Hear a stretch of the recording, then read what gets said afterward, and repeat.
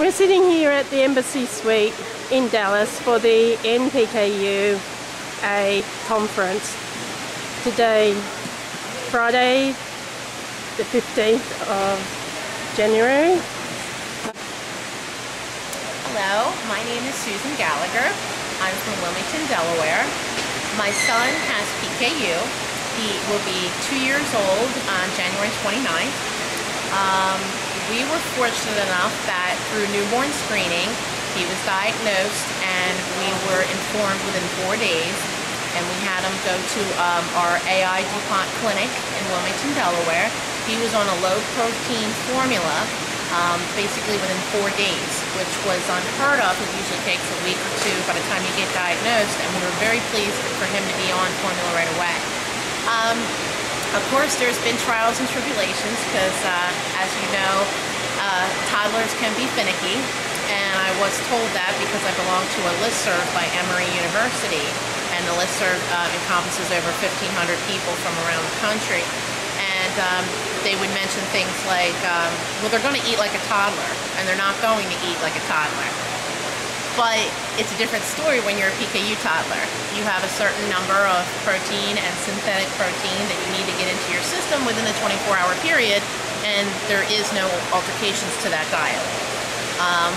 As you know, there are a lot of challenges such as, funding, formula, finding the right products.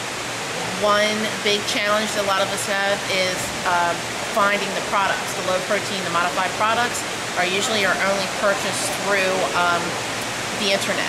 Just from a few stores from the internet, it's very costly because you have to have a minimum purchase, shipping, handling, everything. And there's little to no insurance coverage for low modified foods. Now, the good news is, at least we have the opportunity to have these foods available. My understanding is people who are 10 years old and older had never had that opportunity. It was just this god-awful chalky formula, and that's all they had. So we are fortunate enough that they've come a great way in foods and formulas and packaging and availabilities. I am very fortunate too that I'm very involved with the advocacy and some fundraising within my state and within my region that I have been helping out and really checking out the new bill that's in the House. It was called the Medical Foods Equity Act. It has recently became a bill, Medical Foods Equity Bill. I believe it's S 2766. That bill has been drafted by Senator Kerry. He is part of the Finance Committee, and with that drafted bill, he is trying to have legislation to encompass low-protein foods, treatments, formulas, anything associated with 30 inborn errors of metabolism, of which one of them are PKU. If this bill gets passed further along the line through the House and so on, this is going to be phenomenally a great help for any PKU infant, child, or adult going forward.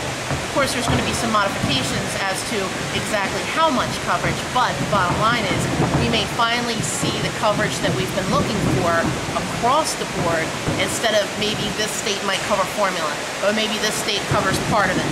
And as you know, with the rough economy, things may be even pulled out. People who may have had the opportunity to have formula covered in the past may not have that now because of budgets and so on.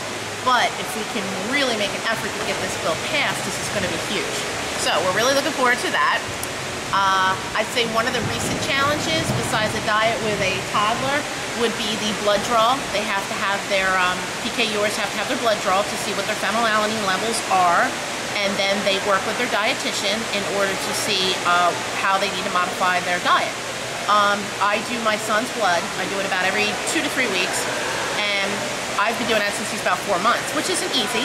However, it was either that or I'd have to take him to the clinic, and it'd be at least $40 every time I want to take a blood test.